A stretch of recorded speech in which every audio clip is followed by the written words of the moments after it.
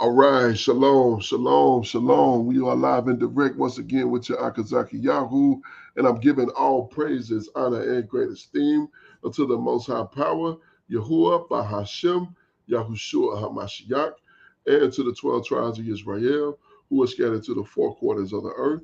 I say shalom, wa baruchim, that is peace and blessings. And I cannot wait to the day when the Most High brings us back together and we are once again 12 tribes, one family, one nation, under the Most High power, under one covenant, back in our own land with a heart of flesh and no more a heart of stone, with our enemies, our adversaries, and all those who hate us under our feet. Hallelujah. Amen. Hallelujah. Yes, indeed. I am joined this evening by my most esteemed Kenaniah. Shalom, my king. Hey, shalom, shalom, Maki. Shalom, shalom, Yasharal. Call halal Yahweh. Bahashem, Hamashiach, wa Malak Yahweh Shah. Barakatah. Hallelujah. All praises to Yahweh in the name of his beloved son, the Messiah and King, Yahweh Shah. Hallelujah. Bless you. Hallelujah. Yes, indeed. All right, we are back again for another video review. We're going to jump into this thing because it's already ticking down late. So we're going to jump in. We got a three-part for you. First, we're going to begin with our good brothers over at Black Journals. And we're going to get into their video, which is the untold impact of Black soldiers in history. So we're going to get to it and get through it. So here we go.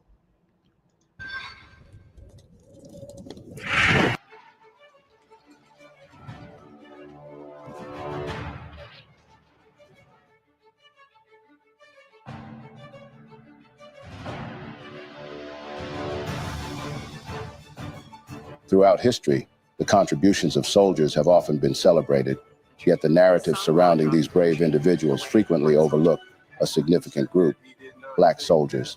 You're putting together a documentary right now on Black soldiers in the Civil War. There were roughly 200,000 African-American men who fought in the Union Army and Navy for their own freedom and the freedom of their loved ones.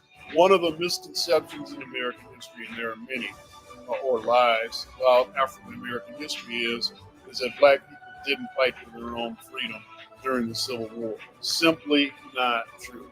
They fought valiantly. They actually risked for being Union soldiers because the Confederacy made it clear that if they caught any Black man in a Union uniform, one of three things were going to happen, and did. They either lynched them, murdered them right on the spot, or re-enslaved them, because many of these men were former enslaved people. But the third thing that they did was to put them in Confederate war prisons. They couldn't afford to surrender. From the battlefields of the American Civil War to the trenches of World War I and beyond, Black men and women have played pivotal roles in shaping the course of history, often at great personal sacrifice and in the face of systemic racism and discrimination. Their stories are not just tales of valor, but they are also powerful testaments to resilience, courage, and the relentless pursuit of justice. In this video, we will be examining the untold impact of Black soldiers in the history of the United States. Before we proceed, do not forget to support our efforts by hitting that like button before you. Share with your family and friends to keep spreading our eye-opening Black narrative, and kindly subscribe to stay tuned in for more informative stories ahead. Now, to the nitty-gritty. African Americans have been participants, willing and unwilling, in this country's military from the American Revolution up to the American Civil War. And the story was always the same. Brave, valiant warriors who never got the credit they deserved, despite the extreme racism they had been facing as people stigmatized for their color. All that didn't matter for a people who would do just anything to, 1, be free, 2, see their generations free, 3, be respected equally as whites were, and 4, attain unmatched reputation in the U.S. Army. These soldiers were rising in rank. They had authority, and they were showing their ability as men. This was more than just a milestone. It was the beginning of a long, hard climb up the ranks, from emancipated enslaved person to enlisted man, to non-commissioned officer, to West Point cadet, to captain, to general. This was indeed a hard climb for survival for people of color, but they made it through anyway. Many would as well die in the cause of trying. They would embrace even very terrible conditions in their fight for the survival and sovereignty of the United States. Even though the Union had won the war, racism was still alive. In terms of just life in the arid southwestern deserts, just the extremes of the climate made for a very unpleasant experience. These places are very isolated and separated from large populations. And so this is not an easy life. African Americans have participated in every war which has been fought either by or within the United States, including the Revolutionary War, the War of 1812, the Mexican-American War, the Civil War, the Spanish-American War, the World War I, World War II, the Korean War, the Vietnam War, the Gulf War, the war in Afghanistan, and the Iraq War. But the contributions of these soldiers throughout history are often overlooked, yet their impact has been profound and far-reaching. Here are a few stories that highlight their untold contributions and the lasting effects they have had on American society and military history at large. Number one, the impact by the Buffalo Soldiers. What does it mean for Black patriotism, for Buffalo soldiers who are certainly brave, actively engaged, and trying to demonstrate their citizenship, but at the same time, engaging in horrendous acts against indigenous people? It's a difficult thing to swallow. Buffalo soldiers were just protectors of the American West. If you were traveling from San Antonio to El Paso, Texas, during the 1870s, 1880s, and you were pinned down, who would most likely come to your rescue? Somebody in blue. And at that time, the men in blue were Black. The Buffalo Soldiers was a nickname given to members of African American cavalry regiments of the U.S. Army who served in the western United States from 1867 to 1896, mainly fighting Indians on the frontier. The nickname was given by the Indians whom they fought against. The term Buffalo Soldier was supposed to be an insult due to the curly hair texture of the buffalo, which most of the Black American soldiers had. But the true instinct of the animal, the buffalo, is that of bravery. During a storm, most animals would run away, but not the buffalo. It would stand firm and trudge towards the direction of that storm. This was the exact character which the African American soldiers embodied in the face of the storm of adversity, racism, and extreme climate. An 1866 law would authorize the U.S. Army to form cavalry and infantry regiments of Black men. The resulting units were the 9th and 10th Cavalries and the 38th through 4th 1st Infantry. These four were later reduced to the 24th and 25th Infantry, which often fought alongside the cavalry regiments, where the law required their officers to be white. However, the 10th Cavalry, originally headquartered at Fort Leavenworth, Kansas, was commanded by Colonel Benjamin Grierson. His men were provided with aged horses, deteriorating equipment, and inadequate supplies of ammunition. Their duties included escorting stagecoaches, trains, and work parties, and policing cattle rustlers and illegal traders who sold guns and liquor to the Indians. But their principal mission was to control the Indians of the Plains and Southwest. After the Red River Indian War between 1874 to 1875, the 10th Cavalry was transferred to Texas, where the 9th Cavalry, commanded by Colonel Edward Hatch, had long been based. The combined forces fought outlaws and Indians who often conducted raids and robberies from sanctuaries in Mexico. They carried out a campaign against the Apache, who were resisting relocation and confinement on reservations. After numerous battles with Victorio and his Apache band, the soldiers managed to subdue them in 1880. While the 10th Cavalry continued in action against the remaining Apache for another decade, the 9th was sent to Indian Territory, later Oklahoma, to deal with whites who were illegally settling on Indian lands. From 1892 to 1896, after Grierson's retirement, the 10th Cavalry relocated to Montana Territory with orders to round up and deport the Cree Indians to Canada. The Buffalo Soldiers were noted for their courage and discipline. Drunkenness, which was a widespread problem in the Army, was rare among them. Also, in a period when nearly a third of white Army enlistees deserted, the black soldiers had the U.S. Army's lowest desertion and court-martial rates. The black regiments had traditionally higher esprit, lower desertion rates, higher reenlistment rates, only because there were so few other options for them. And so if they deserted, where are they going to desert to? At least if you're in the Army, you have food, you have shelter, you have pay.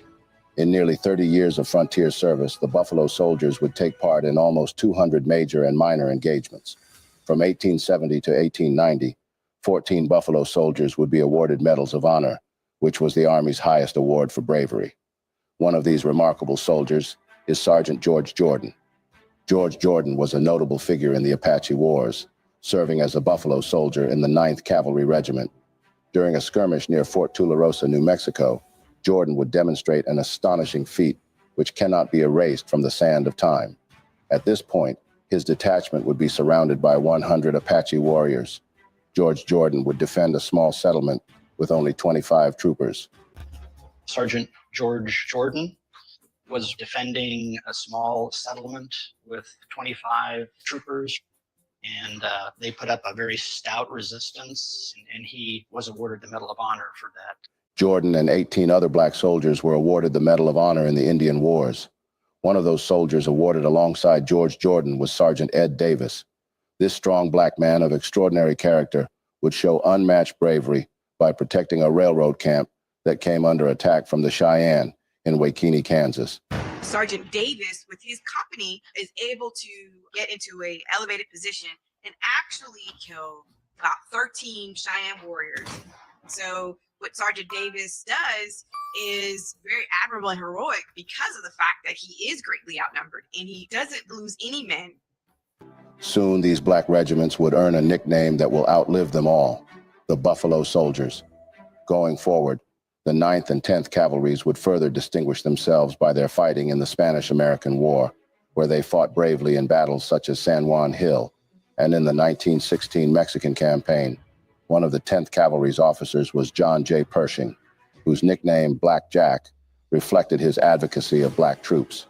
The contributions of the Buffalo Soldiers were vital in the expansion of the United States and the establishment of law and order in the West. Number 2, the 54th Massachusetts Infantry Regiment. The 54th Massachusetts Infantry Regiment was one of the first official African-American units in the United States Armed Forces. Led by Colonel Robert Gould Shaw, an American commanding officer, the regiment fought bravely in the assault on Fort Wagner in 1863. And here's the story. Following the Emancipation Proclamation in January 1863, President Abraham Lincoln called for the raising of black regiments. Massachusetts Governor John Andrew quickly answered Lincoln's call and began forming the 54th Massachusetts Volunteer Infantry Regiment, which was one of the first black regiments ever to serve in the U.S. Civil War. Black men from across the city, state, country, and even other nations traveled to Boston to join this historic regiment. Initially tasked with manual labor details and the ransacking of Darien, Georgia, of which Shaw did not approve, the 54th did not see real action until a skirmish with Confederate troops on James Island on July 16, 1863. This fight provided the 54th with combat experience and earned them the praise of their fellow soldiers from the 10th Connecticut, whom they helped save from Confederate attack and capture. A certain journalist would write, probably 1,000 homes from Windham to Fairfield, Connecticut, have in letters been told the story of how the dark-skinned heroes fought the good fight and covered with their own brave hearts the retreat of brothers, sons, and fathers of Connecticut. Though weary and weakened from battle and march, Shaw and the 54th would readily accept the opportunity to lead the assault on Battery Wagner, the strategic stronghold guarding Charleston Harbor, on July 18, 1863. Knowing this battle would prove vital to shaping public opinion about the use of black soldiers, Shaw had told his men, how the eyes of thousands would look upon the night's work. Though they fought gallantly, Shaw and many of the 54th lost their lives in the ensuing battle. The 54th Massachusetts suffered roughly 42% casualties in this horrific battle against a strongly defended enemy. with more than 270 soldiers killed, wounded, captured, or missing, and presumed dead of the 650 men of the 54th that participated in the battle. However, Sergeant William H. Carney, who was born enslaved in Virginia and had settled in New Bedford, Massachusetts, after escaping bondage via the Underground Railroad, had participated in the battle. Though severely injured in the assault on Wagner, he saved the national colors after the color bearer fell. Carney recounted, "I suddenly saw the old flag fall. I threw my gun away and grasped the staff of the fallen colors and ran for the head of the column. The fire of the rebels was something terrible, and men fell around me on every hand." Wounded in several places, Carney crawled his way to safety and proclaimed to fellow soldiers of the 54th, "The old flag never touched the ground." In 1900, Carney would receive the Medal of Honor for his valor 37 years earlier, becoming the first African American to earn the honor. Through their actions, the 54th helped convince a skeptical public and military that Black men could and would fight bravely. Frederick Douglass wrote, "After the 54th had distinguished itself with so much credit in the hour of trial, the desire to send more such troops to the front became pretty general." Also, in the weeks after the assault on Wagner, General Ulysses S. Grant would write to President Lincoln, saying, "I have given the subject of arming the Negro my hearty support." He said that the use of Black soldiers would be the heaviest blow yet given the Confederacy. And that by arming the Negro we have added a powerful ally. They will make good soldiers. And taking them from the enemy weakens him in the same proportion they strengthen us. Despite suffering heavy casualties, the heroic efforts of the 54th Regiment inspired the nation to begin mass recruitment and mobilization of Black soldiers. They paved the way for more than 180,000 Black men joining the United States forces, which ultimately helped turn the tide of the war. Therefore, by the end of the Civil War, roughly 179,000 Black men, which was 10% of the Union Army, served as soldiers in the U.S. Army, and another 19,000 served in the Navy. Black soldiers served in artillery and infantry and performed all non-combat support functions that sustain an army as well. Black carpenters, chaplains, cooks, guards, laborers, nurses, scouts, spies, steamboat pilots, surgeons, and teamsters also contributed to the war cause, and there were nearly 80 Black commissioned officers. Moreover, because of prejudice against them, Black units were not used in combat as extensively as they might have been. Nevertheless, the soldiers served with distinction in a number of battles. Black infantrymen fought gallantly at Milliken's Bend, L.A., Port Hudson, L.A., Petersburg, VA, and Nashville, TN. Unfortunately, about 40,000 Black soldiers died over the course of the war, with 30,000 saddled with infection or disease. The July 1863 assault on Fort Wagner, SC, in which the 54th Regiment of Massachusetts Volunteers lost 2/3 of their officers and half of their troops, was memorably dramatized in the film Glory.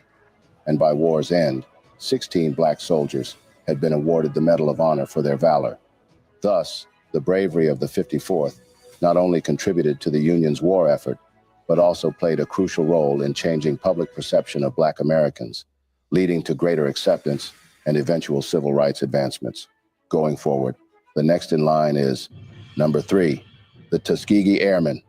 The Tuskegee Airmen were the first African-American military aviators in the United States Armed Forces. Before World War II, leaders of the Army Air Corps, predecessor to the modern-day Air Force, barred African Americans from serving in uniform. Facing mounting public pressure in the years before the war, the U.S. government ordered the removal of some restrictions against Black aviators, first by opening civilian training programs in 1939, and then by accepting Black pilots into racially segregated units of the Army Air Corps in 1941. A new air base at Tuskegee, Alabama, became the center for the training program of Black air personnel, first with the 99th Fighter Squadron, and later with the 332nd Fighter Group. African Americans contributed to the war effort, serving in the Mediterranean Combat Theater, flying from bases in North Africa and Italy, while supporting operations against German forces. During World War II, the Tuskegee Airmen became the first group of African American pilots to serve in the U.S. Army Air Corps.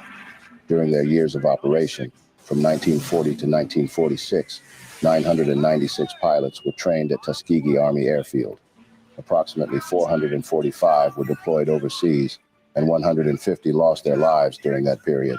66 pilots were killed in action or accidents, and 32 were captured and held as prisoners of war. Despite facing racial discrimination and skepticism about their abilities, the Tuskegee Airmen would prove their mettle in combat, escorting bombers and achieving an impressive record of success. Their performance not only contributed to the Allied victory, but also helped to challenge segregation in the military.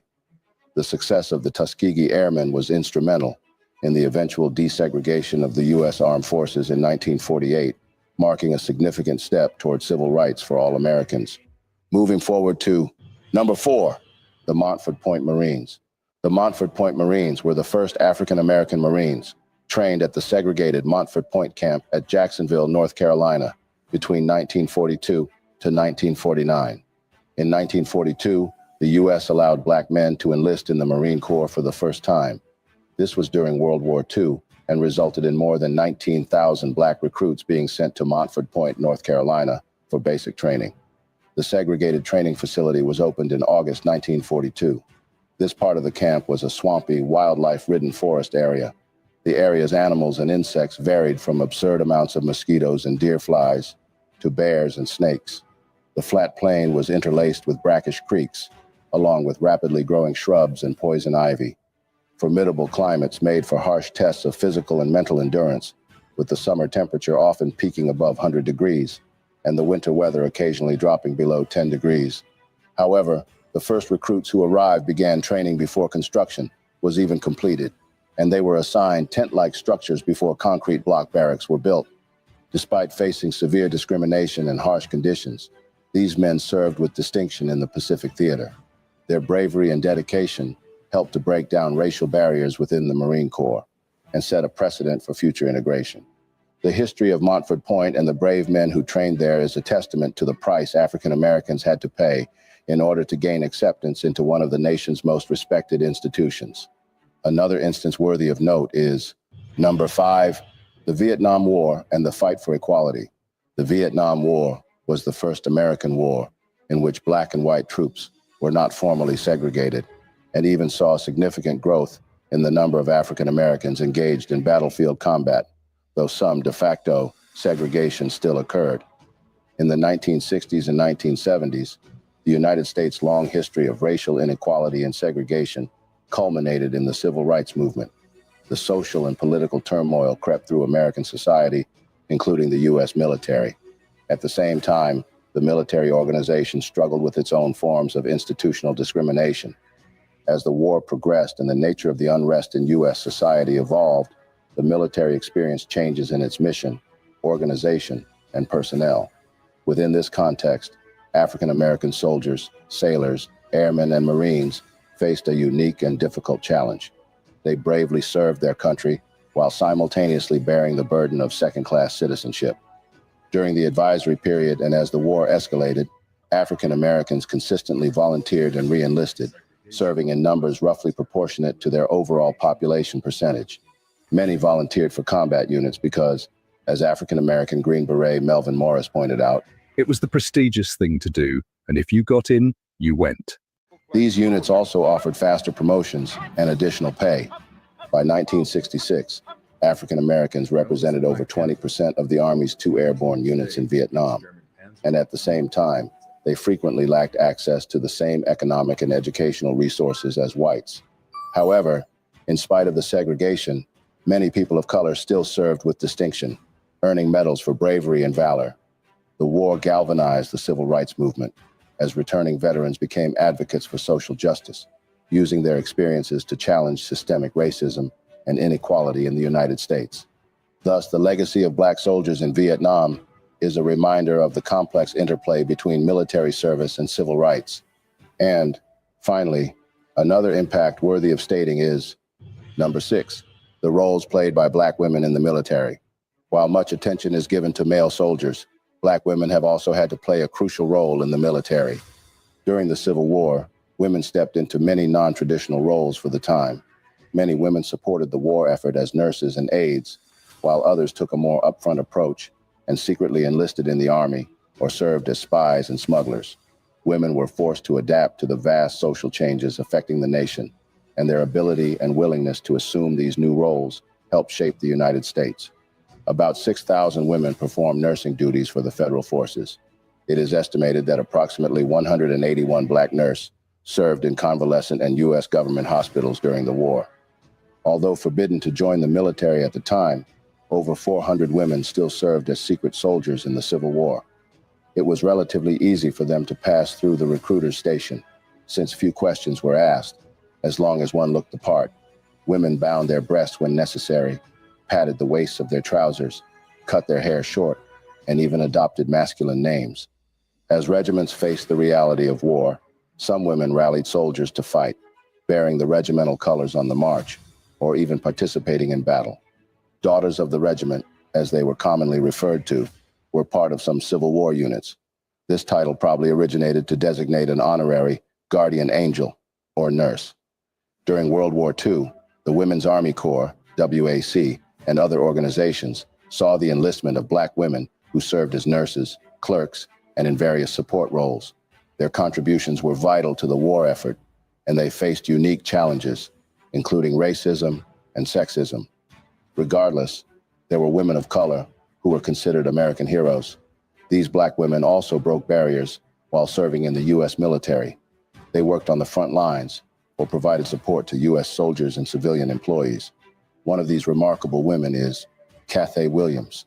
Though over 400 women served in the Civil War posing as male soldiers, Williams was the first African-American woman to enlist and the only documented woman to serve in the United States Army while disguised as a man during the Indian Wars. Williams is also the only known female Buffalo Soldier. Williams' determination to serve her country demonstrates the extraordinary feats women have accomplished simply trying to live their lives as a free people. Another example of women who has done remarkably well in the U.S. Army is Commander Sergeant Major Mildred C. Kelly. Mildred C. Kelly served in the U.S. Army from March 1947 to April 1976. The Army wasn't her first career choice. After graduation from Knoxville College in Tennessee, she briefly taught high school before deciding to join the Army. In 1972, she would become the first Black female sergeant major in the U.S. Army. 2 years later, in 1974, she made the ranks of the first Black female command sergeant major at Aberdeen Proving Ground. This made her the first Black woman to hold the highest enlisted position at a major Army installation, whose population was predominantly male. After retirement, she continued to serve in a different capacity by remaining active on various boards, such as the Women in Military Service for America Memorial Foundation, Maryland Veterans Commission, and the Veterans Advisory Board, until she passed away from cancer in 2003. A third example is Brigadier General Hazel W. Johnson Brown. Becoming a nurse was Hazel W. Johnson Brown's dream. Her career would begin at the Harlem Hospital as an operating room nurse after completing her studies. In 1955, 7 years after President Truman eliminated segregation in the military, Hazel W. Johnson Brown made the decision to enlist in the U.S. Army. She impressed her superiors with her incredible talent and taking multiple assignments across the world. One of Johnson Brown's assignments included Japan, where she trained nurses on their way to Vietnam. She made history after being promoted in 1979 to Brigadier General. With that promotion, she took charge of 7,000 nurses in the Army Nurse Corps, making her the first Black woman general officer to hold that post. When Brigadier General Johnson Brown received her promotion, she said, "Race is an incidence of birth. I hope the criterion for selection did not include race, but competence." Brigadier General Johnson Brown served in the U.S. Army from 1955 to 1983, receiving multiple awards and decorations. However, let's look into a final example, amongst many more, of a Black female who made military history. Lieutenant Colonel Charity Adams Early. Charity Adams Early served as the highest-ranking Black woman officer during World War II. In December 1944, then Major Early deployed to Europe, leading the first Black Women's Auxiliary Corps unit to serve overseas. The Army gave Early command of the 6888th Central Postal Battalion. Stationed in Birmingham, England, they organized and sorted mail for delivery to U.S. soldiers in the European theater. Despite segregated living conditions, her troops diligently worked around the clock 7 days a week, working in 3 shifts. to ensure the delivery of millions of letters. Given 6 months to clear months of backlogged mail, the unit completed the job in half the time. Early served in Europe until late 1945. For her work in Europe with the 6,668th, Early received a promotion to lieutenant colonel, the highest possible rank for a soldier in the Women Army Corps, WAC. Additionally, in 1982, she founded the Black Leadership Development Program that focused on teaching young African Americans to be leaders in their communities. She died in 2002 in Dayton, Ohio. The National Postal Museum, National Women's History Museum, Ohio Women's Hall of Fame, Smithsonian Institute, South Carolina Black Hall of Fame, and many other organizations have recognized her dedicated service and work on promoting opportunities for Black Americans. The legacy of these women paved the way for future generations of female soldiers, leading to greater opportunities and recognition in the military. In closing, the untold impacts of Black American soldiers in history reveals a profound narrative that extends far beyond the battlefield. These soldiers not only fought valiantly for their country, but also played a crucial role in shaping the social, political, and cultural landscape of America. Their contributions during pivotal conflicts, from the Revolutionary War to the Civil War, World Wars, and beyond, challenged prevailing notions of race and citizenship, laying the groundwork for future civil rights advancements. Also, one of the most significant, yet often overlooked impacts, is the way these soldiers served as catalysts for change. Their bravery and sacrifice highlighted the contradictions of a nation that espoused freedom and equality while simultaneously perpetuating systemic racism. The valor of Black soldiers in combat often forced society to confront its prejudices, leading to gradual shifts in public perception and policy. This brings us to the end of yet another video segment. Did you happen to learn a thing or two? Then please. All praises to the Most High. Man, interesting information. The history of Black soldiers, so-called Black soldiers, and their impact here in this country. Ironically, Akinanaya and I were discussing off while the video was playing our family history, and we both had some historical figures who were active in the military as well. My mother's father was in fact a Buffalo soldier, and he rode a horse. Wow. Yeah, in that they found that out after he passed away, and found his horse's name, all the information. I think they got his records from the through the VA or something like that, and that's how they was able to get that information. My father. It's ironic because I'm literally third generation Army. And my father was in the Army as well. I don't know what he did, where he went, or anything of that nature. And I never asked him when he was alive, which is crazy. But I wasn't a man then, so that information is gone with him. But I would be interested in knowing what it was he did, where he went, and what he experienced. But it is what it is on that. And then, of course, myself, I spent some time in the U.S. Army, National Guard, and did a tour of Iraq back in, almost 20 years ago. And thankfully, I'm here and I'm well enough to be able to do this broadcast and not crazy in some, asylum somewhere. So all praises to the Most High. But I was gonna say, I know what I was gonna say about. They talked about saving the flag and the flag, man. I would say something really truthful, but I'm not gonna say. I really hate how people take such pride in holding up, things that don't have nothing to do with us. And I'm glad the brother got recognition, and I hope they added something to his check because that's the only thing that would have mattered. But probably that didn't happen unless they gave him a bump up in rank or whatever. that could have affected his pay. But other than that, there's no glory in holding the flag for this heathen, truthfully, because that flag don't mean nothing to our people, and it certainly don't mean freedom for us, even to this, even to this very day. So, yeah, that's really all I wanted to hit on. But this was a very interesting video, man. Great job, Black Journals. Shout out to them brothers for doing what they did. But go ahead, Aki. Con, and that's some really dope history that you have with your mother's father, or I'm sorry, your mother's was your mother father or Yeah, my grandfather? mother's father. Yeah, my mother's father. Yeah, Same thing. Brother. Indeed, that's really cool. My grandfather's great grandfather was a part of the 61st Color Regiment. He was Lewis Hurt. He and his four brothers ran away from slavery and joined up with the Union Army.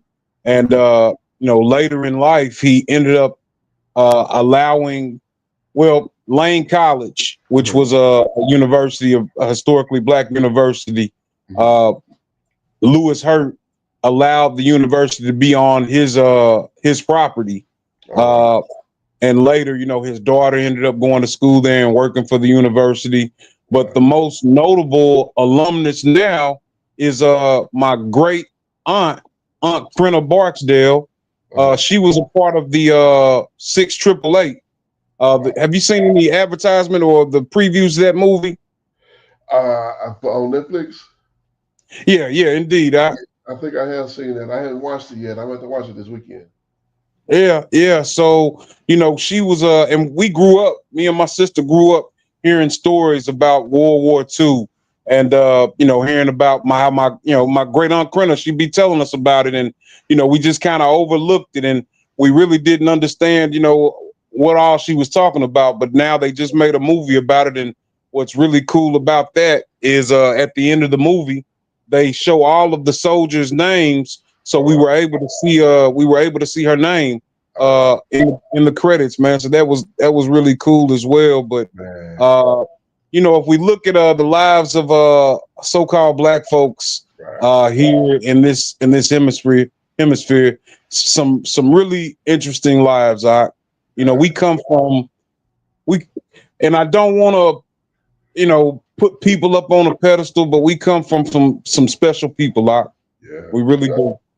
Kind, yeah, absolutely, and that's really dope. I mean, considering that your family history is documented in a feature film. I mean, that's dope. That's really tight, man. And you had a whole regiment. I just had my grandpa, and he had some other brothers he was running with, but they weren't his brothers, his blood brothers. His brothers did other ventures, but one of his brothers became a preacher, and his other brothers, I'm not sure what all they got into, but he lived a good old ripe age of 84, and he had 11 children total. So that was a good thing, a beautiful thing. But man, I think the irony of it is when you set out, you get started as a young man, you start trying to find your way, in your youth, and as you begin to get older, you continue to build yourself and try to make a way for yourself and take care of your children and whatever the case, whatever been put in front of you, and you just do that, and you don't even think about what it's going to end up being like. You don't even think about the legacy part of it.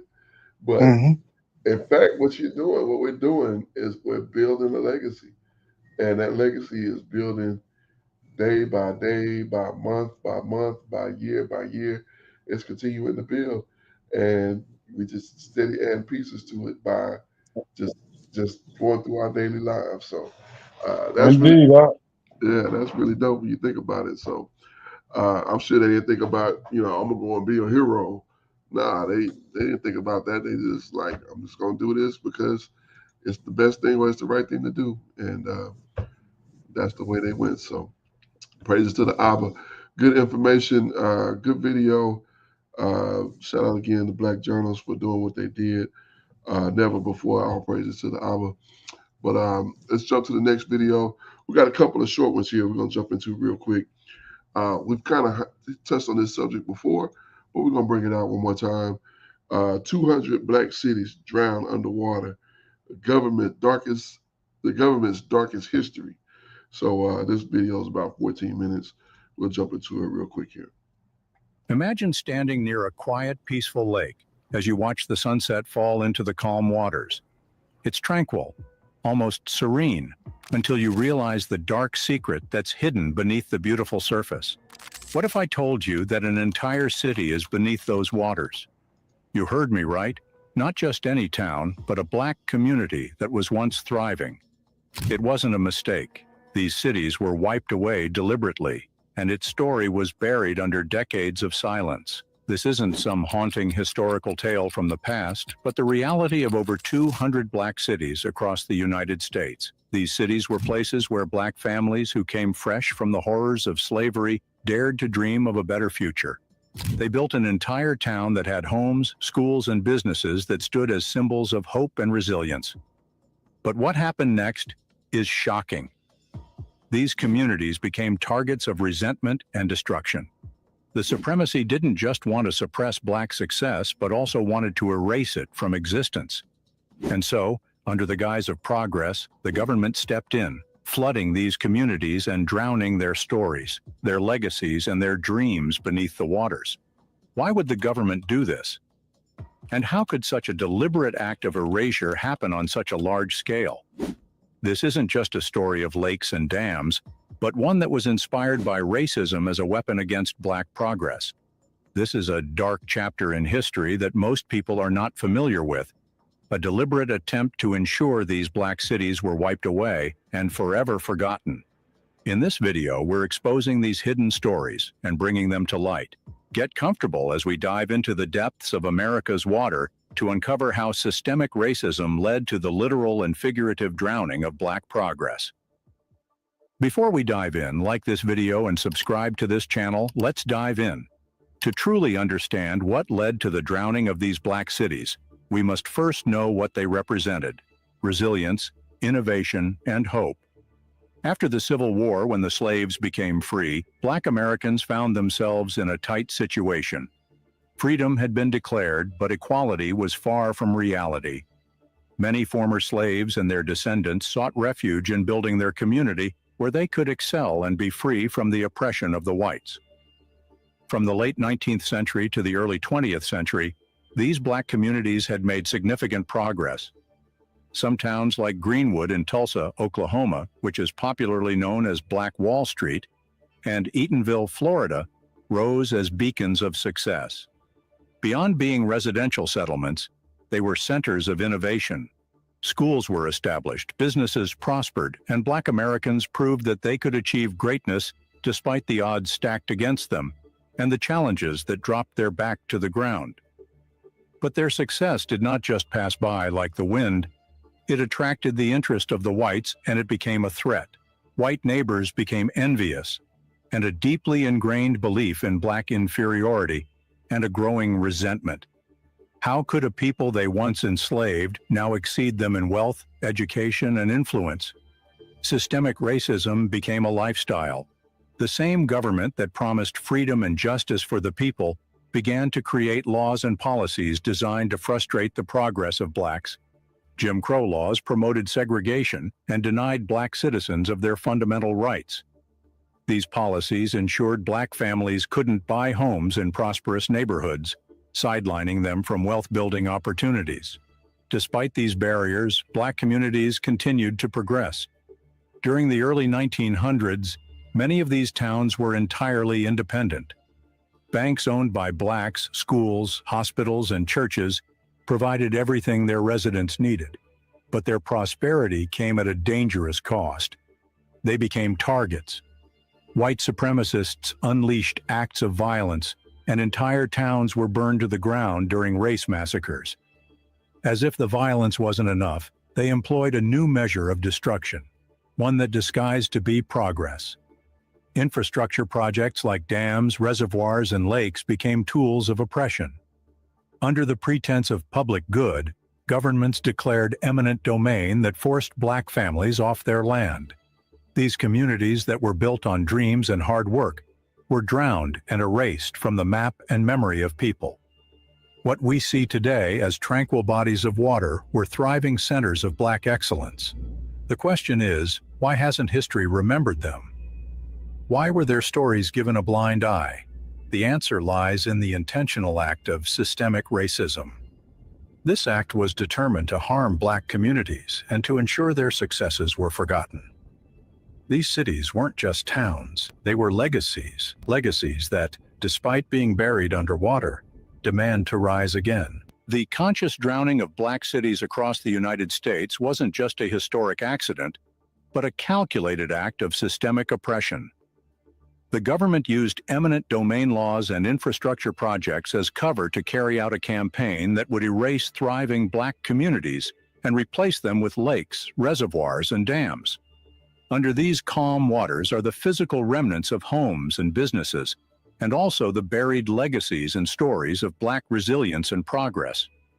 During the early 20th century, as the country grew, large-scale infrastructure projects became crucial to meet the demands for electricity, water, and flood control. The government used eminent domain with a claim of private property for public use as a tool to seize land. However, black communities were disproportionately targeted, with almost no regard for their rights or any form of compensation. These projects weren't just about utility, they served a dual purpose. Under the guise of progress, black communities were brought down to nothing, and their lands were often deemed expendable. In reality, these projects became a strategy to dismantle the economic and social backbone of thriving black cities. An infamous example of a drowned black city is Oscarville, Georgia, beneath Lake Lanier. During the early 1900s, Oscarville was an active black community in Forsyth County, Georgia. It had a good number of schools, churches, and farms that were established by industrious black families. But racial violence changed the whole narrative. In 1912, after baseless accusations against black residents, white mobs forced almost the entire black population out of the county. They went as far as seizing their lands, and by the 1950s, the government flooded the area to create Lake Lanier. Today, the lake is a popular recreation site, but only a few visitors know it sits in a community that was destroyed by racial hatred. Another city is Boynton, Alabama. Boynton was another thriving black residential settlement that provided economic independence and a sense of community to its residents. In the mid-20th century, it was drowned to create the Walter F. George Reservoir. The families displaced by this project received little compensation, and their historic legacy was swallowed by the rising waters. Another city you didn't know about is the Tennessee Valley. During the New Deal era, the Tennessee Valley Authority, TVA, was tasked with building dams and reservoirs to provide electricity and flood control. Although the projects benefited many, black communities were often given up in the process. Thousands of black families were displaced, their homes and towns flooded, while white landowners were more likely to receive fair compensation. The government not only facilitated the destruction of black cities, but actively ensured their stories were buried. Records of these communities were rarely preserved, and the descendants of displaced families were left without a voice. The establishment of these lakes and reservoirs wasn't a random act of development, but an intentional choice that prioritized white progress over black lives. In many scenarios, the displacement was accompanied by violent intimidation. Black residents were often given short notice before being evicted. Those who resisted were threatened, or even worse, just to make them comply through fear. Before the flooding of these communities, many were already under siege. Incidents of racial violence like the 1921 Tulsa Race Massacre and the 1919 Red Summer created an environment where black towns became vulnerable. These communities that were once devastated by violence became easy targets for so-called progress.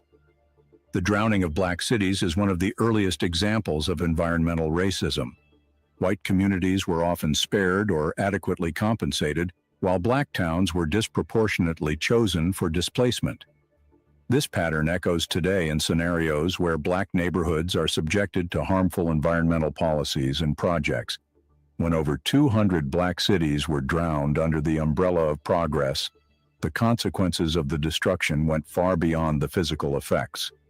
These weren't just towns submerged underwater, but aspirations of vibrant communities, symbols of black resilience, and the embodiment of dreams that refused to die after centuries of enslavement. What was lost in these acts of systemic racism still haunts us today and shapes the reality of racial inequality in America. These floods robbed black families of their wealth, land, homes, and businesses, never to be gotten back. The story of drowned black cities is more than just a historical tragedy. This exemplifies how systemic racism used infrastructure as a weapon and destroyed the dreams and aspirations of many.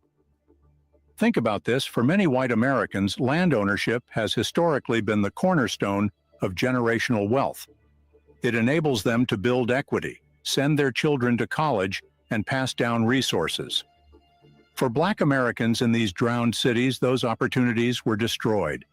This resulted in a widening racial wealth gap that persists even today.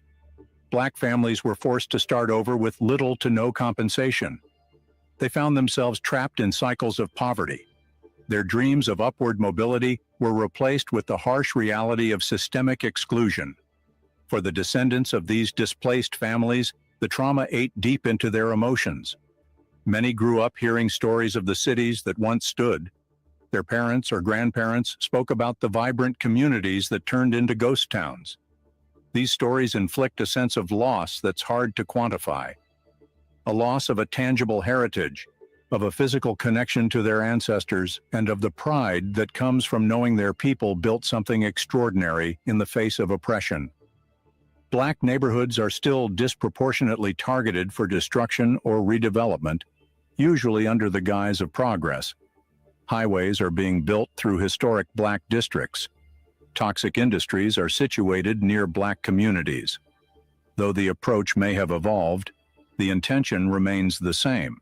The waters may have covered the land, but they can never erase the truth. It's time to let these stories rise to the surface for the sake of justice and remembrance of those who were affected.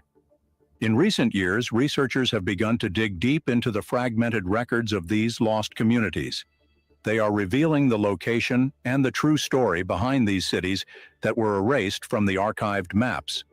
For example, Oscarville, Georgia, once dismissed as folklore, has been rediscovered through archival digging. Historians have found clear evidence of thriving black businesses and farmland that were submerged to create Lake Lanier. Similarly, the history of Seneca Village, which was a predominantly black settlement in what is now Central Park in New York City, has been unearthed, opposing the narrative that the park was built on empty land. Technology has also become a powerful tool for rediscovering these histories. Underwater archaeologists are using sonar technology to locate submerged towns, while digital platforms are creating virtual recreations of these communities. Projects like these bring the past to life and also ensure that these stories are preserved for future generations.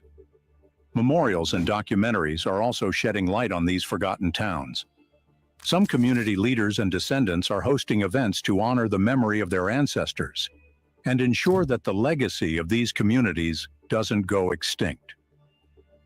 We all have a role to play in rediscovering these truths. It starts with education, learning about the history that has been intentionally hidden, and sharing these stories with others. It continues with advocacy, supporting the efforts of historians, activists, and descendants who are fighting to preserve these legacies. It forces us to confront the question, what can be done to repair the damage inflicted on these communities and their descendants? We'd love to hear your thoughts in the comments. Like and subscribe for more. All right. So, yeah, again, the reiteration of cities that were so-called black cities that were just drowned underwater.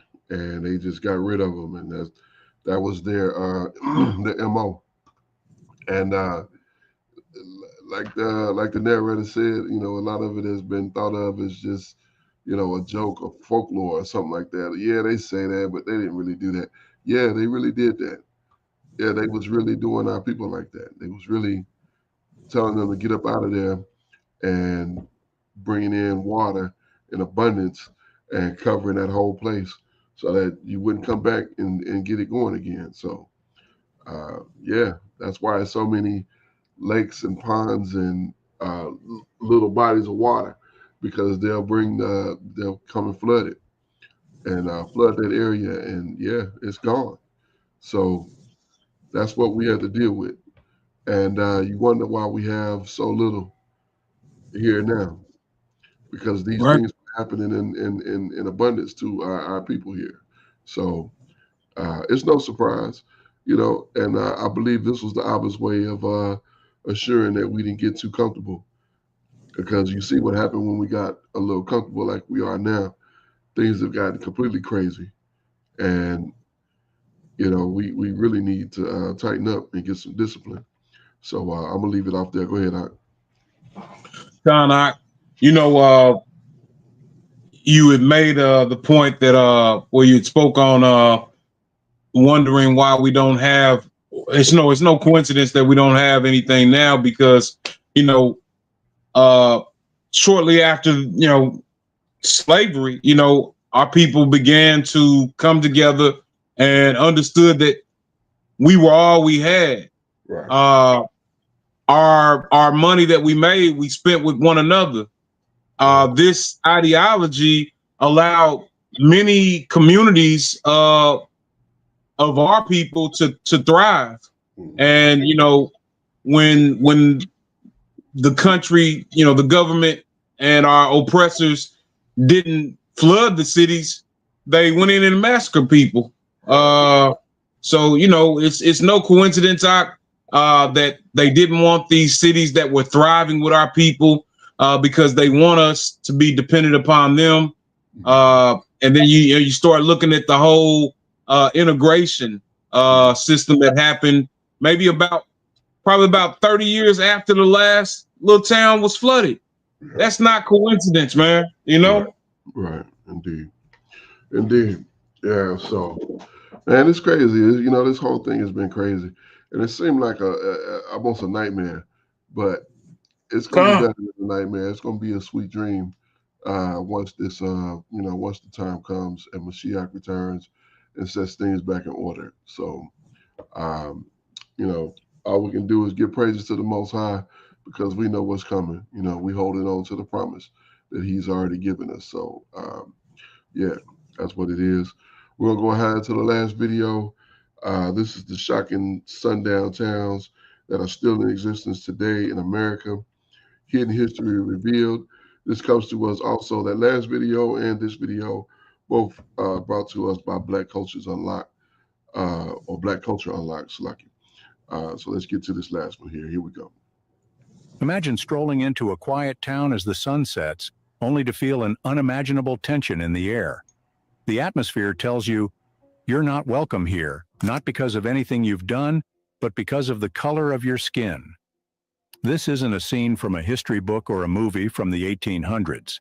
This is a tale of reality that some people still experience today, right here in America.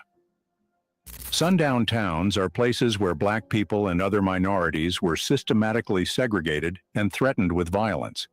If they stayed outside after dark, they are often perceived as remains of a racist past. But here's the shocking truth. Some of these towns still exist in America. Shocking, right? In this video, we'll unveil some of these towns across America where these practices still go on today. We'll explore the chilling history, expose their current realities, and share useful tips that will help you stay safe if you ever find yourself in this situation. This is one of America's darkest secrets, one that continues to affect us in ways we can't even think about. This is more than just history. This is a story of survival in places where prejudice and fear still roam about freely. Let's expose the truth about sundown towns that still exist today. and why it's important to stay alert. Let's begin. To have a good understanding of this hidden reality of sundown towns today, we need to journey down the lines of history. After the Civil War, millions of Black Americans who were newly freed sought opportunities in a country that promised equality, but did the opposite. When the Reconstruction era ended, racial violence became very intense across America. Jim Crow laws officially standardized segregation, but some communities took it more seriously and went to an extreme length. This created a restraint for Black people across the town. They were not allowed to live, work, or even exist once the sun went down. These towns were known as sundown towns. White residents used intimidation, violence, and harsh policies to implement their rules of exclusion. They put up signs at town borders, warning Black travelers to leave by sundown or prepare for the worst that could happen. But how did they do this? Through a blend of public and secret strategies. Some towns passed local ordinances that banned Black people outright. Others depended on terror, threats, physical assaults, or mob violence to pursue Black families out. Even housing covenants and bank loan policies ensured that Black people couldn't buy property in these places. Take Anna, Illinois, for example. The name itself became a grim acronym, Ain't No End Torchars, Niggers Allowed. The town's hostility and vicious attitude towards Black residents was not a hidden gameplay. It was enforced through racial practices that lasted from generation to generation. Anna, Illinois remains one of the most infamous sundown towns. Though its infamous Ain't No Nons Allowed acronym is no longer widely acknowledged, Black travelers still report feeling unwelcome in the area. Goshen, Indiana, is another example in this category. During the early 1900s, it used to be an exclusively white town that was enforced through violence and systematic exclusion. Even after several decades, its racial attributes did not change. By the 1930s, there were thousands of sundown towns across the United States, from the depth of the South to the Midwest and even the Pacific Northwest. No region was immune. These towns became racial domains, where white supremacy was pierced into the very fabric of daily life. Though some of these practices subsided with the civil rights movement, the legacy of sundown towns can still be felt today. Their history isn't just an occurrence, but a foundational piece of America's racial disparity that influenced where and how communities live till this present day. This unimaginable chapter in American history might seem like it belongs in the past, but as we'll observe, the story of sundown towns is far from being over. Let's expose how these towns continue to operate behind the scenes and how they affect Black travelers and residents today. Sundown towns aren't just a historic narrative of America's past. Although many have removed their infamous signs and public threats, their legacy persists in ways that are harder to pinpoint but just as dangerous. Today, some towns still enforce racial exclusion through quite yet powerful means. However, the blatant signs are almost not practiced anymore, but the effects of decades of segregation are impossible to ignore. Let's take a look at towns like Pierce City, Missouri, or Harrison, Arkansas. These countries are populated with over 95% white, despite being located in states with significant Black populations. These demographics are not coincidental. They're the result of historical and ongoing exclusion. In numerous towns, policies like strict zoning laws or rental restrictions are strategies that are used to discourage racial diversity. Local officials and residents often justify these measures under the guise of preserving the community's character and reputation. In some towns, police are used as weapons of intimidation, disproportionately stopping, questioning, or even arresting minorities. This harassment sends a clear message: you're not welcome here. Let's look at some case study. Vidor, Texas. Vidor, Texas is a town that has a notorious reputation that persists to this day. Once a stronghold of the Ku Klux Klan, it remains a predominantly white town. Black visitors and residents have repeatedly reported feelings of discomfort and outrightly receiving hostile treatment. While some locals argue that the town has repented from its past behavior, The lack of diversity and persistent reports of racism says otherwise.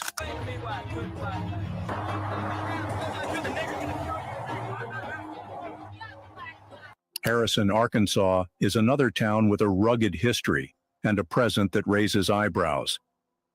The town has struggled to shake off its reputation, with multiple hate groups reportedly headquartered nearby. Visitors have shared their experiences of being met with stares and a palpable sense of discomfort. The numbers tell the story. Decades of exclusion have left a lasting mark on the town's population and reputation.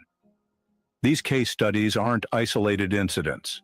They're part of a broader pattern of towns that maintain practices and attitudes that continue to exclude Black people and other minorities while no longer openly sundown. During an interview with some Black individuals recounting modern-day experiences, one of them said, "I was just passing through a small town in Mississippi when I noticed the way people looked at me. It was like they'd never seen a Black person before, and I didn't stick around to find out what might happen." Another person said, "I tried renting an apartment in a small town in Oregon, and suddenly the landlord said it was no longer available. A white friend called the next day, and magically it was open again." Stories like these aren't hard to find. They serve as chilling reminders that the spirit of sundown towns still lingers, even if the approach has changed. These modern echoes of sundown towns show us that the history of racism in America isn't concealed in the past. It's a living legacy that influenced where people feel safe or unsafe, even today. Sundown towns don't just define where people live or not, but they also define who feels welcome, safe, and valued in America. The effects of these towns go far beyond their borders and leave scars on individuals and communities alike. For most Black travelers and other minorities, the presence or mere reputation of sundown towns can create a constant dilemma of fear and anxiety. Having a consciousness that there are places where you're unwelcome or worse, unsafe, can create long-term psychological and mental stress. It stirs up feelings of alienation and inflicts generational trauma. A Black traveler recounting an experience of being harassed. In her words, "I can't describe the fear I felt when I realized the town I'd stopped in was hostile to people like me. That kind of fear sticks with you for as long as you can imagine." Economically, sundown towns pay a price for their exclusionary practices.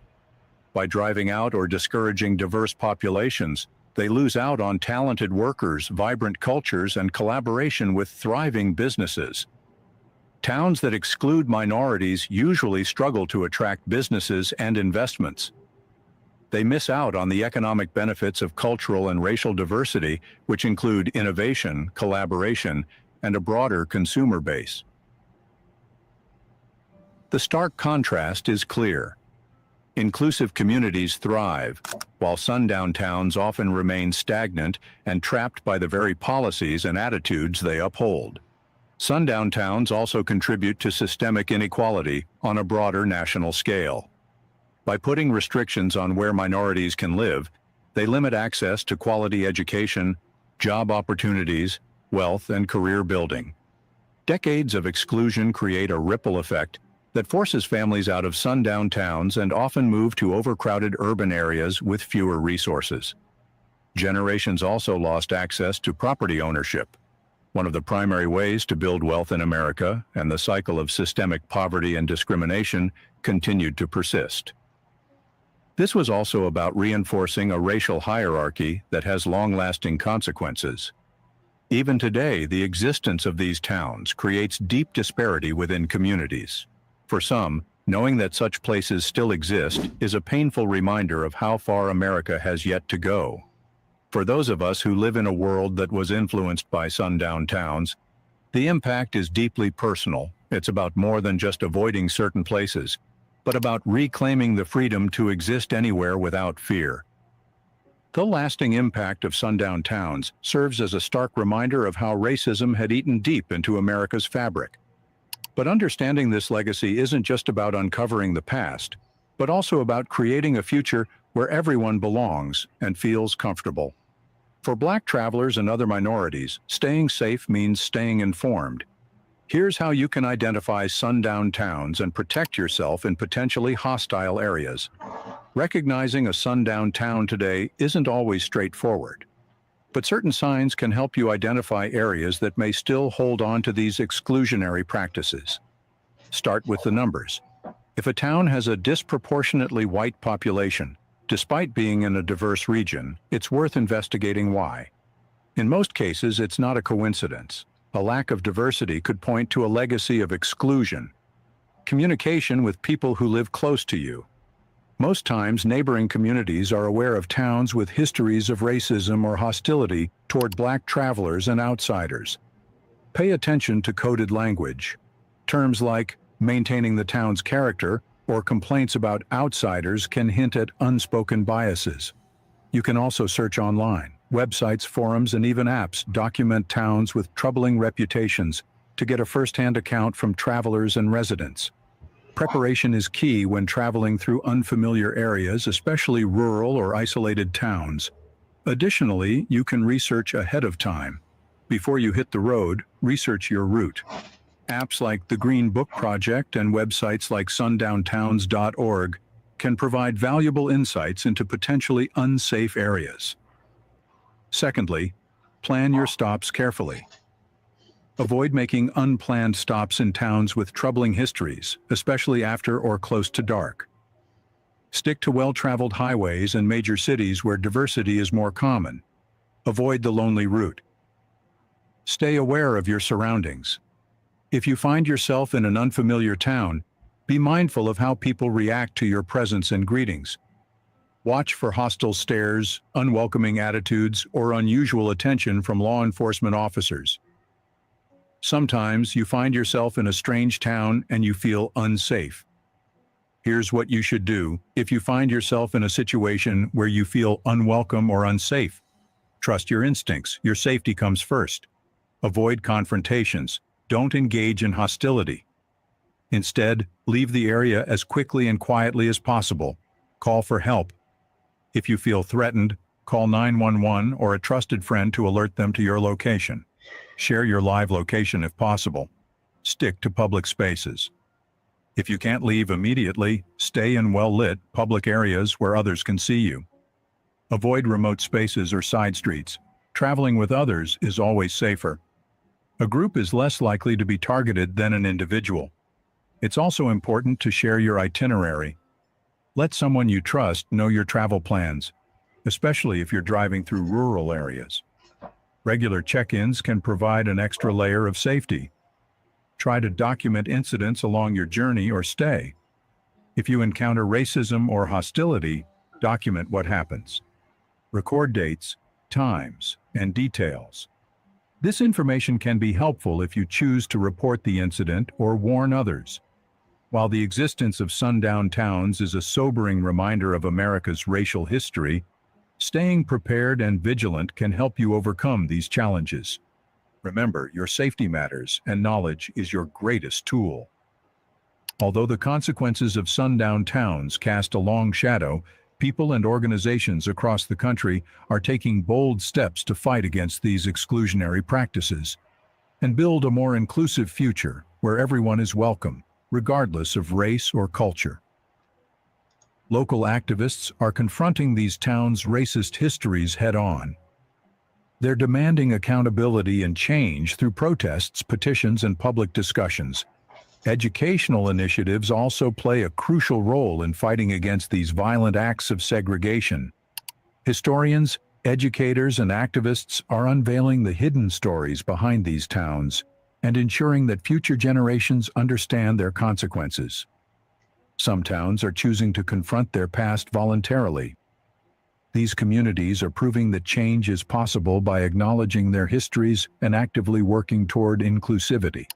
While the journey to dismantle racism in America is far from over, its progressive story reminds us of what's possible when people stand together for justice and equality. The legacy of sundown towns is a sad reminder of America's troubled past. But by creating awareness of this history, we take the first step toward dismantling the systems that uphold it. As we fight for a more inclusive future, it is important to stay vigilant, informed, and committed to change. because everyone deserves to feel safe anytime, anywhere, everywhere. Injustice anywhere is a threat to justice everywhere. Martin Luther King Jr. Imagine. All right, so interesting video there. So I will give some reality. If you find yourself in a place where you're confronted by hostiles, be prepared to fight because they will kill you. They will kill you. So you better be prepared to defend yourself. And I mean, defend yourself with the ideology that these devils are going to kill me. I'm going to take as many of them down as I can as possible. I'll tell you, I have a 9mm that carries a 20-round magazine, and I carry at least 3 extra magazines. So I'm riding with 80 rounds ready for combat. So if ever there's some funk pop off, you better bring a whole bunch of Joe Bobs, because I'm gonna be dropping Joe Bob as quick as I can. And Most High be with me. Them 80 shots will be 80, if not more, of them on the ground. I feel like if I get 5, maybe 10 of them, I think the rest of them gonna realize they in a bad way, and they're gonna probably tuck tail and run. But yeah, you can't have this mentality that, oh, I'll call 911, and then the goddamn sheriff show up, and guess what? He's against you too, because they got that in the pocket. We got to come out of this brain dead mentality. If at all possible, travel with people with you, but do not depend on their systems, because people that depend on their systems end up hung from trees, and that's happened very recently.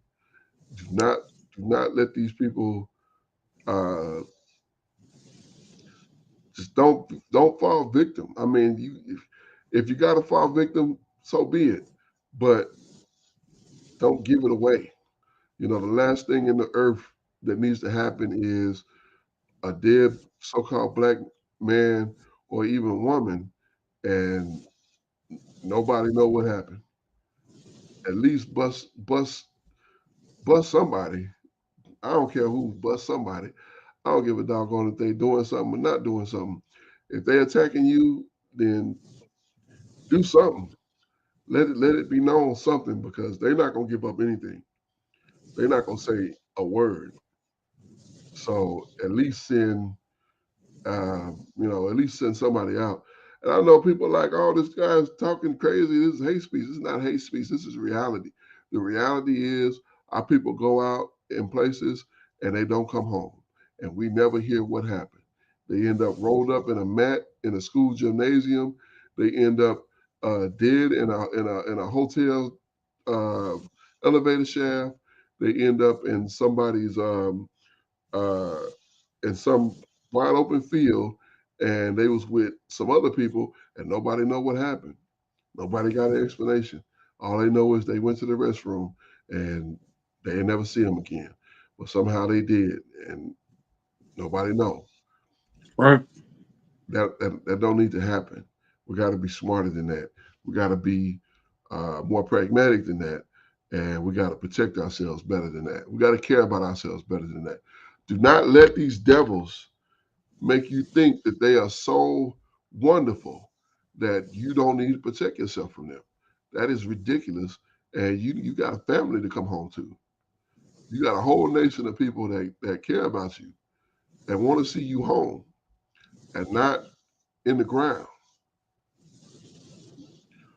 And don't get to thinking that, oh, I'm gonna call and I'm gonna get the police. Forget that. Forget that. That's foolishness.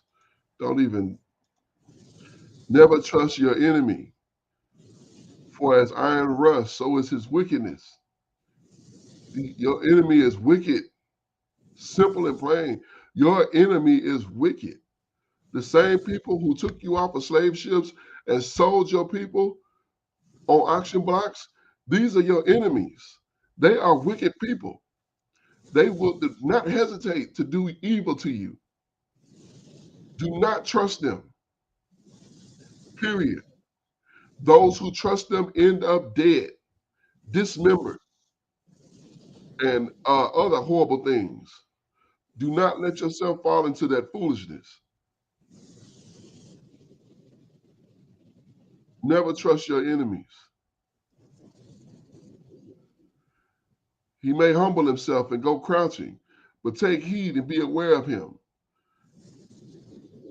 As though it'd be like you looked at a looking glass or a mirror, and you forgot what kind of a wickedness he is because you done forgot how you look by looking in a mirror. You done forgot what your face looked like. That's how ridiculous that is. I done forgot what I look like. That's how it is to trust your enemy. Stop doing that. Stop being foolish like that. And here's the thing. A lot of our people have fallen victim to this because they didn't have this information. They were not privy to this. They thought, oh, I know I was a victim of it. When I was in the Army, I thought we was all brothers. I thought we was all Americans. And that was our common thread. I didn't know these people didn't give a damn about me. That I could have been left dead in the field somewhere. They wouldn't have cared. I honestly thought that they felt the same way I feel. I felt like we was cool. I felt like we was good people. We was good money. No, they didn't give a damn about me. Truthfully. So, all right, I'm a year there. I know I get a little passionate sometimes, but it's just because I love my people. You know. Yeah. So go ahead, Doc. I do quite a bit of traveling throughout Kentucky, and I'm mindful of my surroundings and where I'm at. I know the history that this country has, and that wasn't so long ago. And really, I say not so long ago. I'm looking at an article now of so what I mean. These racial injustices still remain. I'm looking at an article now of a 6-year-old Alabama brother named Randall Addison shot down in Alabama. The police, he's in his bed sleep. Police raid his home and he raises his hands up and they shoot him. So we're still in those days.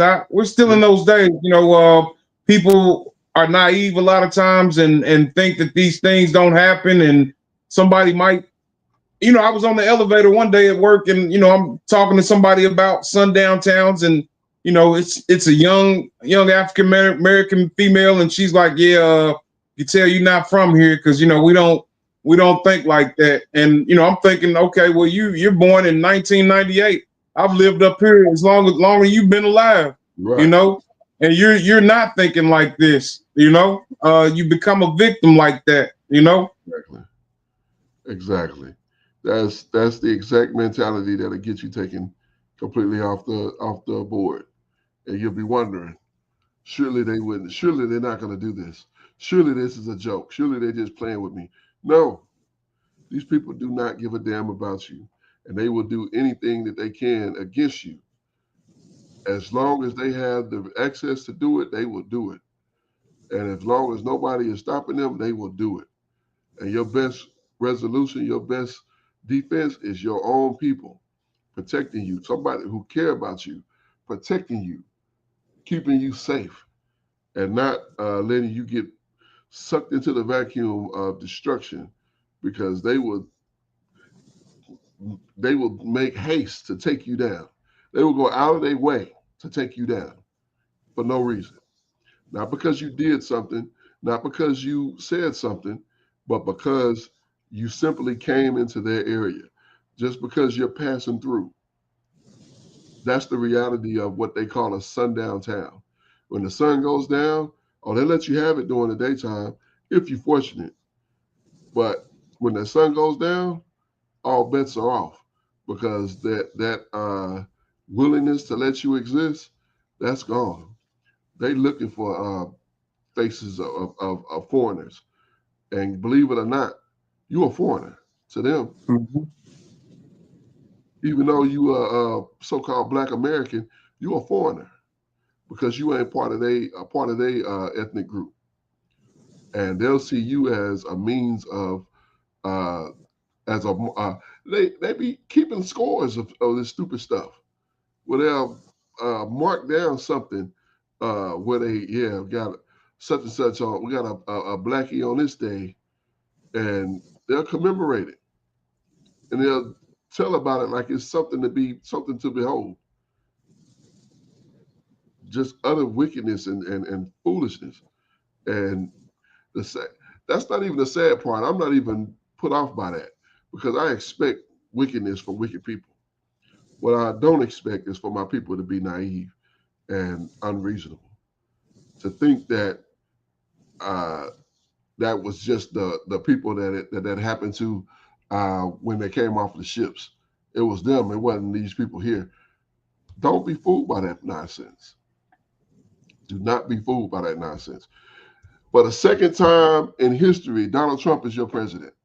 That's because a whole bunch of white folks who don't like black people went and voted for him. I hope you understand that. And I know you know black people voted for him too. Yeah, that's because they're stupid. That's because they're stupid. Because they're trusting in their enemy and hoping that things are going to turn out well for them. And they're going to see how that's going to turn out. Because it's not going to turn out well. It never does. There's never been a case where we had trusted our enemy and it worked out in our favor. It always turns into catastrophe. Always. And our people have yet to learn from it. All right, I'm going to cut it off because I can keep going on about this all night. So we're going to go ahead and shut it on down. We'll close out. One thing I want to say, I want to add this to our mix here. Book of Romans, chapter number 10 and verse number 1. Brethren, my heart's desire and prayer to Ha'abba, to the Father, for Israel, is that they might be saved. That's all I desire. That's all I want.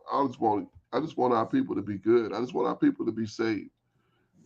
And saved from our enemies, saved from evil, saved from the destruction, saved from the lake of fire, saved from every catastrophe. Listen, and I say this in as much sincerity as you can imagine. Our people have been through enough. Our people have been through enough. Our people have been through enough.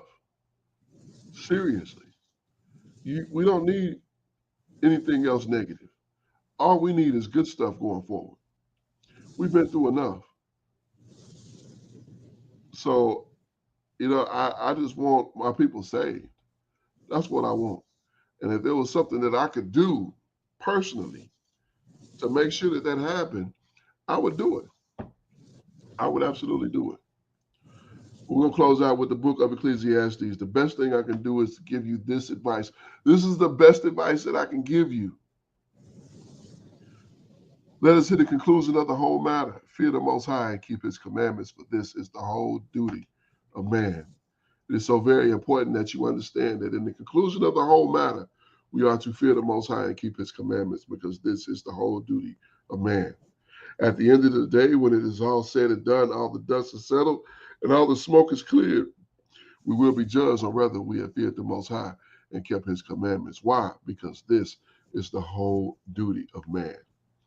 I am your Akazaki Yahoo, joined by my most esteemed Akinanaya, giving all praises, honor, and great esteem unto the Most High Power, Yahuwah Bahashem, Yahushua HaMashiach, and to the 12 tribes of Israel, who are scattered to the four quarters of the earth. I say Shalom Wa Baruchim. That is peace and blessings.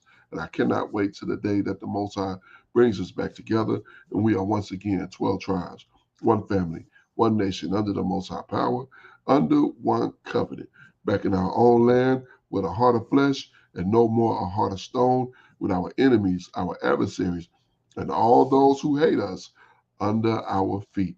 Until that day come, shalom, family. Shalom, shalom, Mr. Kai. All praises to the Abba. Praise you, Abba Yah.